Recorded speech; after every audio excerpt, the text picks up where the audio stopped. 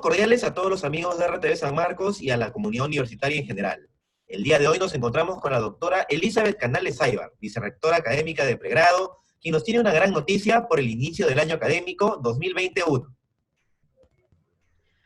Buenas tardes. Un cordial saludo a toda la comunidad universitaria, especialmente a todos los que desde sus hogares están trabajando y vienen trabajando desde el inicio de la declaratoria de emergencia.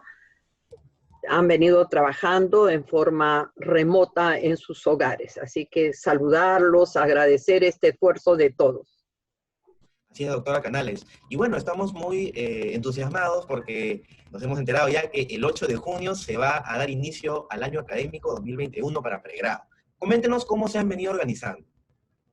Bueno, en principio,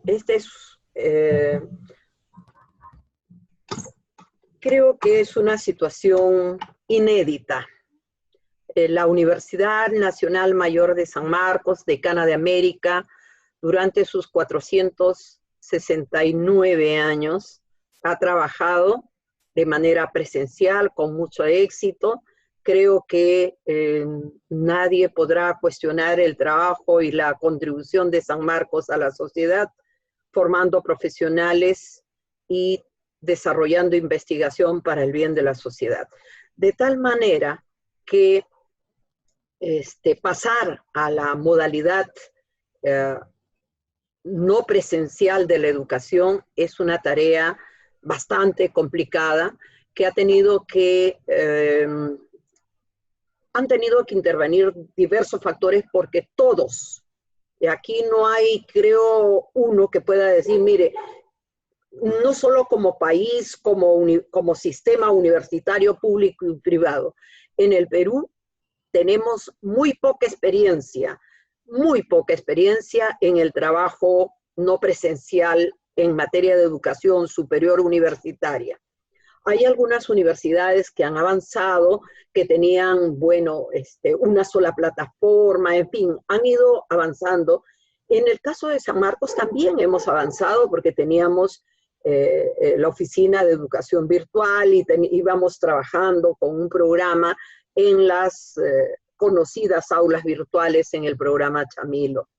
Sin embargo, nos hemos tenido que organizar rápidamente y reconvertir desde el trabajo de la alta dirección, de todas las autoridades, donde está rector, vicerrectores, decanos y también vicedecanos y profesores que tenían cierta experiencia ya en el manejo de algunas herramientas.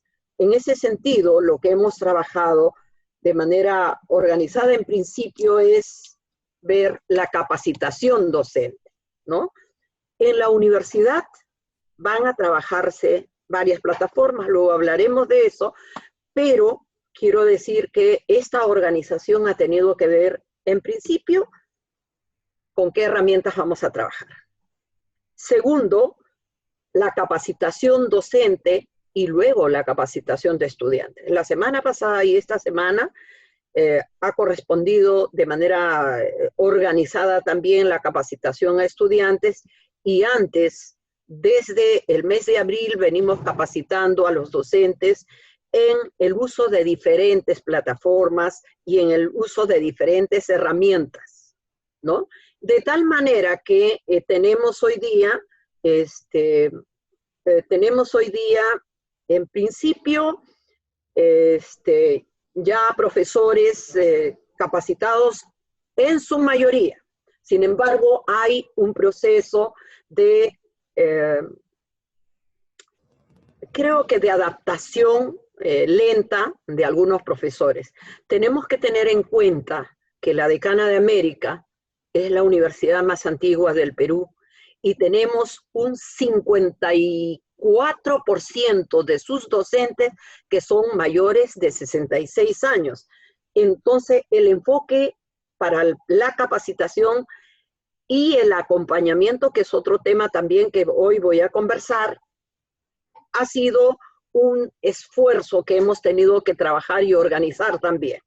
Entonces, capacitación docente es un tema, obviamente la definición, en principio, la definición de qué cursos de cada carrera, de cada escuela profesional, entonces podían ser virtualizados, ¿no? Y ello en el marco también de dos normas legales que fueron emitidas. Uno, la resolución del Consejo Superior de Educación, SUNEDU, para la supervisión de los aspectos de la calidad educativa en la modalidad no presencial. Entonces, esta definición de las asignaturas que iban a ser virtualizadas han sido tomadas, obviamente, por cada escuela profesional y por cada facultad. Una vez organizado esto, hemos comunicado conforme a la norma de SUNEDU a la SUNEDU qué cursos se iban a virtualizar. Ahora, cuando ya estamos a inicios, también se han hecho algunos ajustes y esos ajustes también se tienen que comunicar a SUNEDU para que puedan tener el conocimiento qué asignaturas han sido virtualizadas y cuáles van a ser desarrolladas de modo presencial porque no pueden virtualizarse. Aquellas que son básicamente de contenido eminentemente práctico. Casi siempre se va al área de medicina, ¿no? Para poder virtualizar los cursos de los últimos años, pero también pasa lo mismo con veterinaria o medicina veterinaria, pasa lo mismo también con farmacia, con las ingenierías, entonces en las diferentes áreas y con ciencias sociales también, con otras de las ciencias que se desarrollan en la universidad. En ese contexto, entonces, organizar también los cursos ha sido una tarea dura que ha tenido que hacerse y aprobarse en cada facultad. Una vez que ya están organizadas las materias, estas han sido publicadas y el otro proceso para dar inicio, sin duda, que ha sido el tema más exitoso, ha sido la matrícula.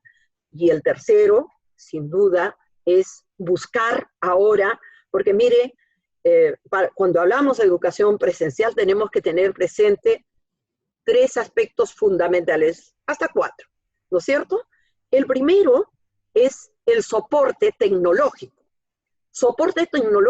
institucional y soporte tecnológico de docentes y estudiantes que son los que van a participar en el proceso. 2 es el soporte pedagógico. En el aula tenemos, como saben bien ustedes, 3 componentes. El componente contenido, el componente didáctica y el componente tecnológico. ¿Qué técnicas voy a usar? ¿Qué estrategias didácticas voy a usar para la educación no presencial? Porque no es lo mismo la educación no presencial respecto de la educación presencial, ¿no es cierto?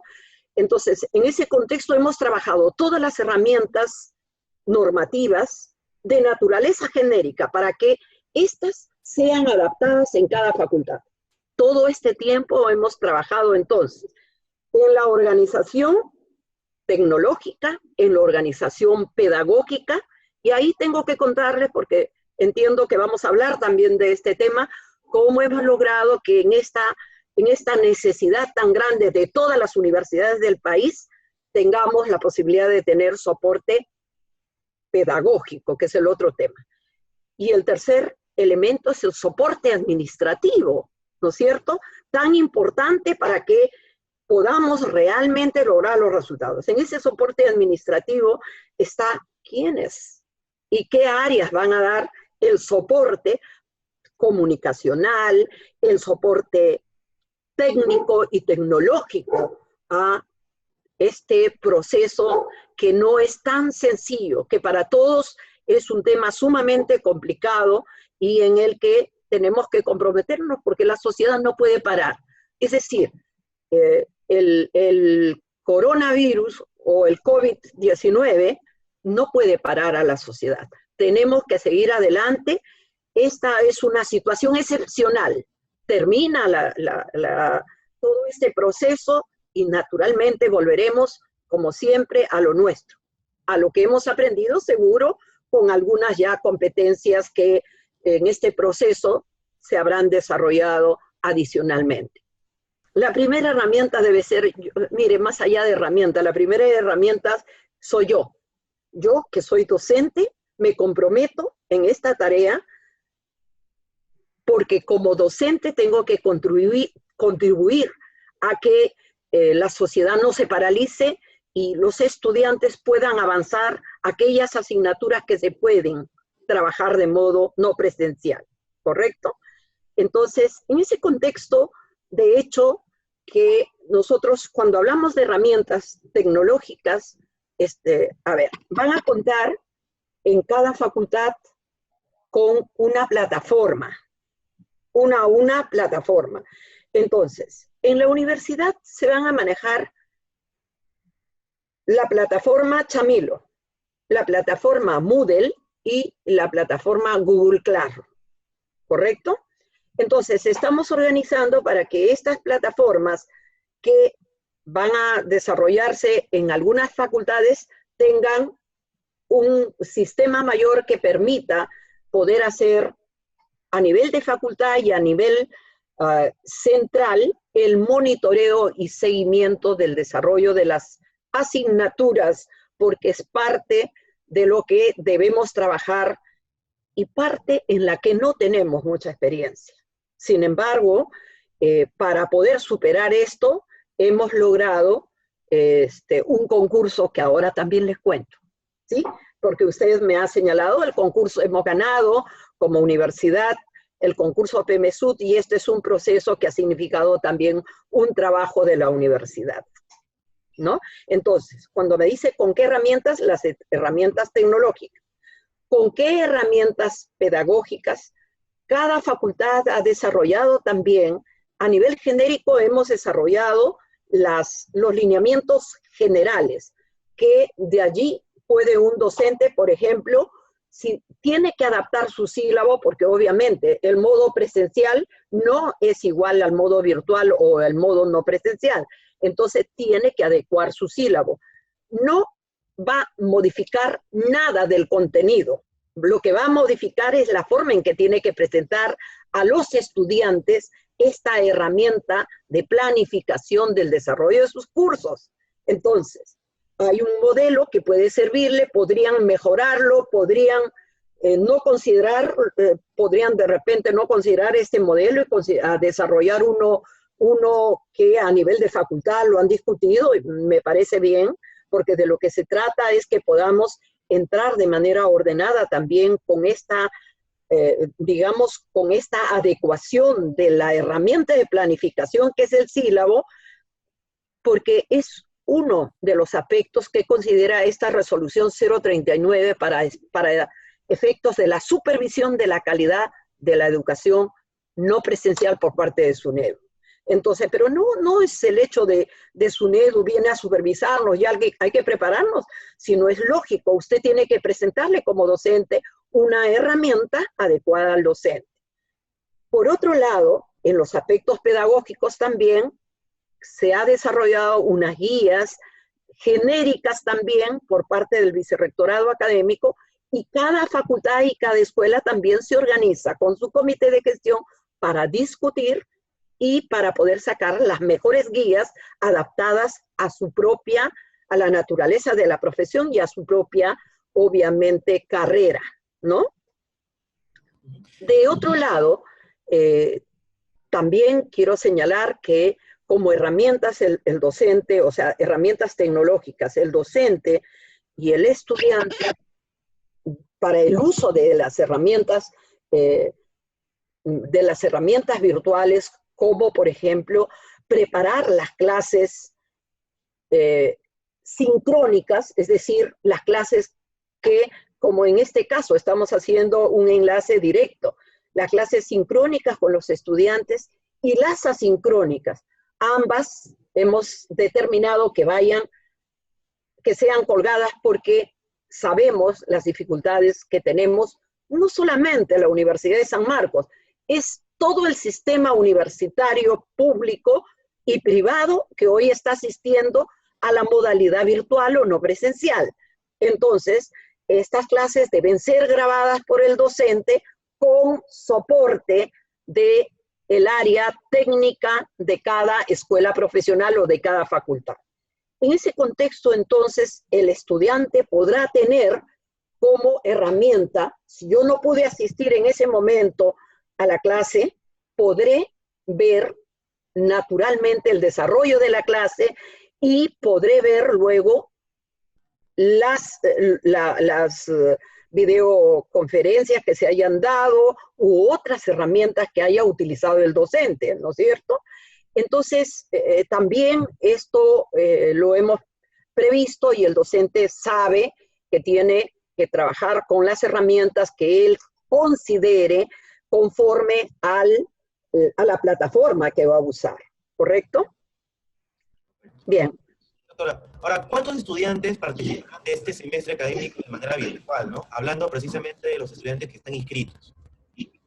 Bueno, 29.516 estudiantes se han matriculado a la fecha y participarán en este proceso, de los cuales 3.542 son los ingresantes 2021 y los ingresantes a través del Centro Preuniversitario de la Universidad Nacional Mayor de San Marcos. Obviamente esto para nosotros en el argot de sanmarquino son nuestros cachimbos, ¿no es cierto? A ellos la bienvenida, a ellos los recibimos con mucho entusiasmo, seguro que con mucha preocupación también, a pesar de saber que ellos son naturalmente muy expertos en el manejo de la tecnología, que hoy va a ser más bien un problema, no tanto para el estudiante, para el docente, y lo entendemos. Sin embargo, esta no es una tarea, y lo digo claramente, ¿no? Esta no es una tarea solo de docentes o solo de estudiantes, y el estudiante cuando vea que un profesor tiene alguna dificultad y él puede resolverla, tiene que ayudar.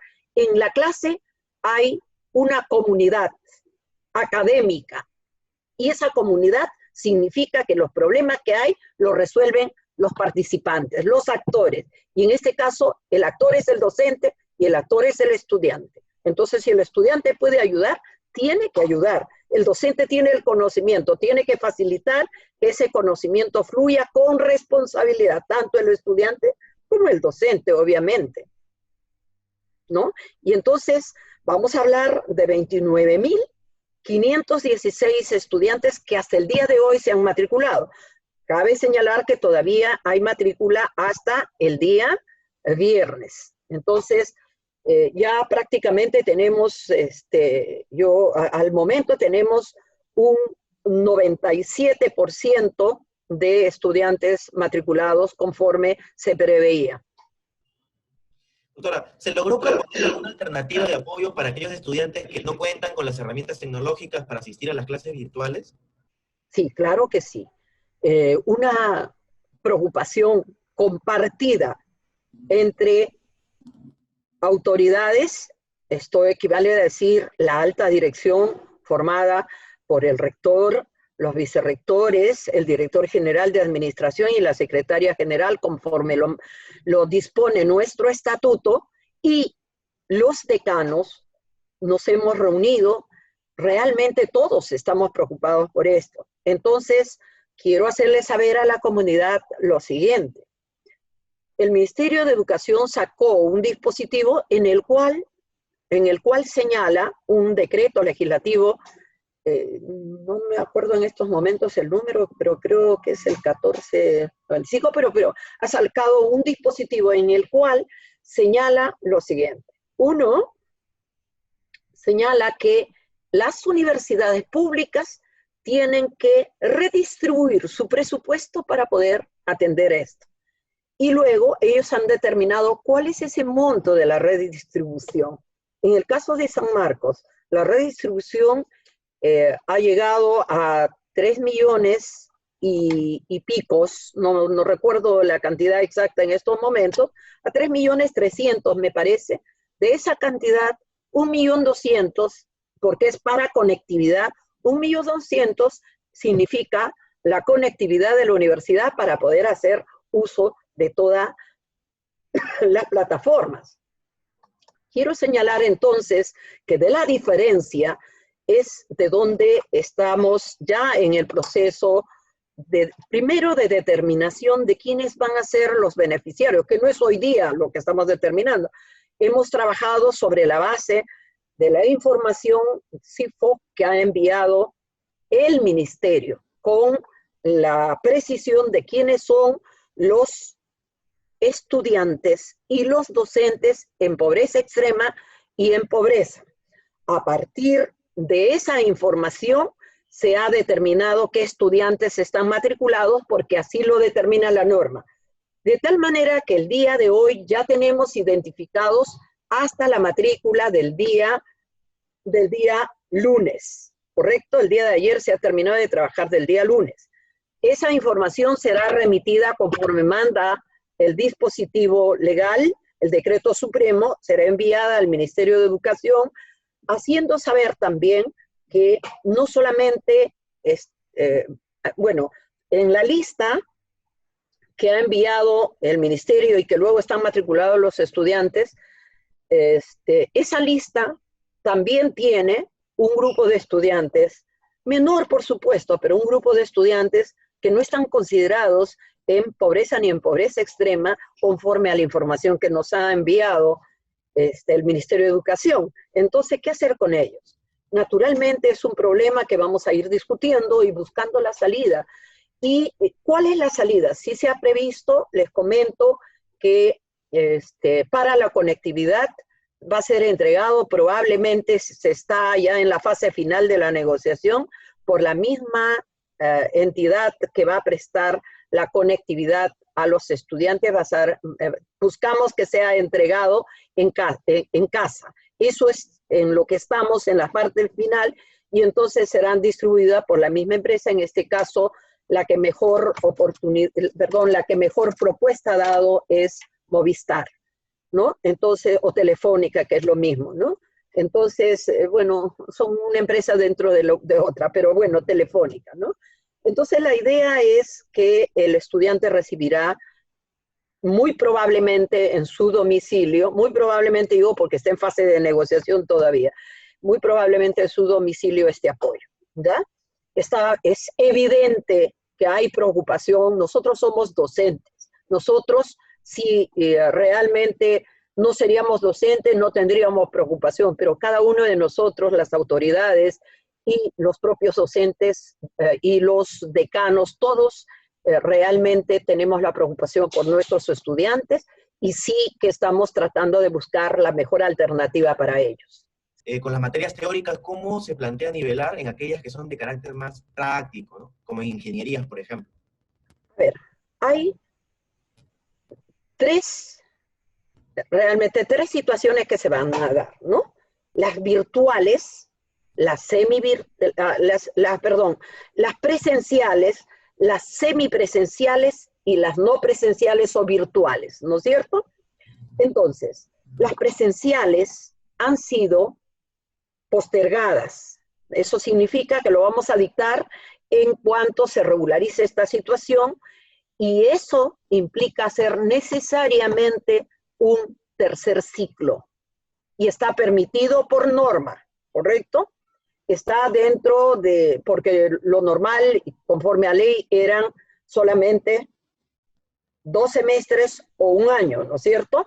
Entonces ahora vamos a tener que hacer un tercer ciclo reconocido formalmente, porque no queda alternativa. Y este ciclo permitirá nivelarse a todas aquellas promociones que, por razones que acabo de señalar, es decir, los presenciales. Los semipresenciales, la parte teórica va a ser desarrollada en este semestre, y la parte práctica esperamos que pueda desarrollarse en los meses, en cuanto se regularice esto, pero preveemos que podría ser a partir de octubre o de repente ya en el verano. Entonces van a haber complicaciones. Esto no es un tema fácil de manejar desde el punto administrativo ni académico, ¿eh?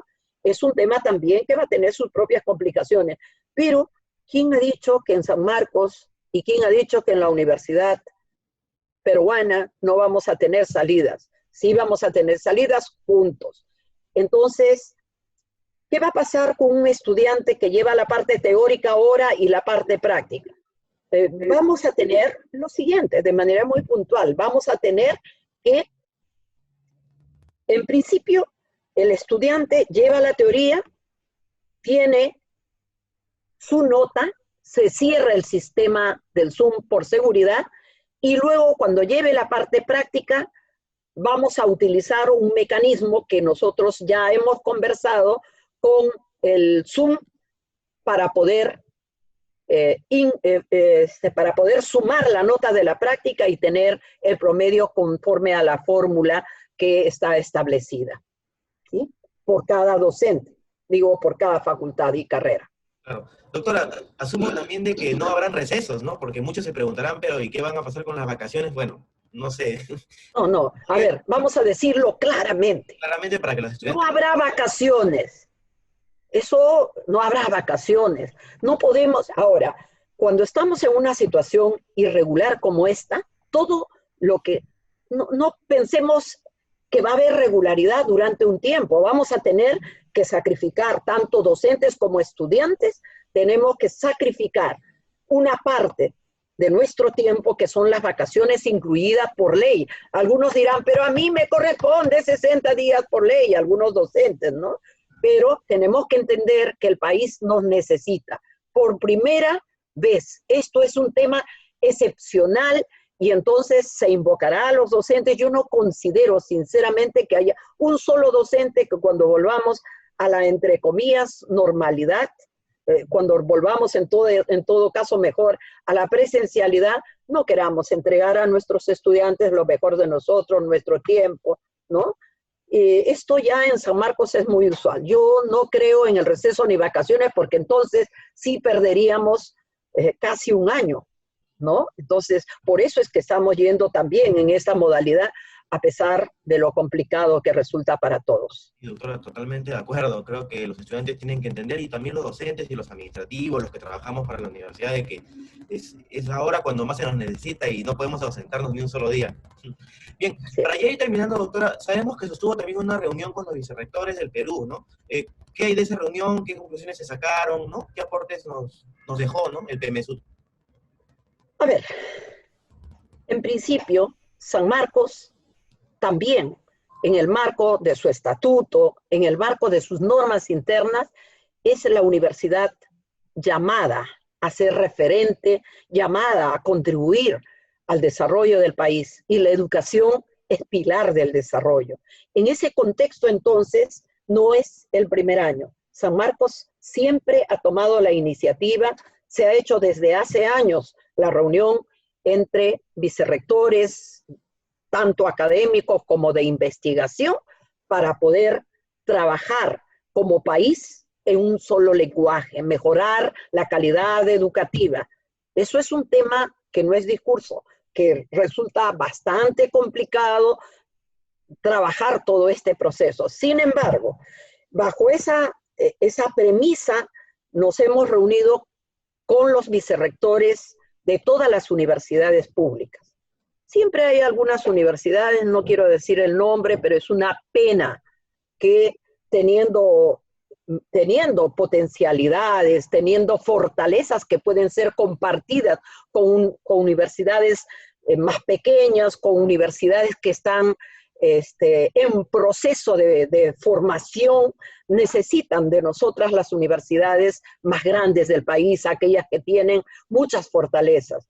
Sin embargo, miren, yo quiero comentarles que en este proceso de reunión todos hemos coincidido a partir de la propuesta de dos universidades, la Universidad Nacional Mayor de San Marcos y la Universidad Nacional Agraria La Molina, que el problema central de este proceso hacia la educación no presencial es el problema pedagógico y el problema tecnológico, ¿no es cierto?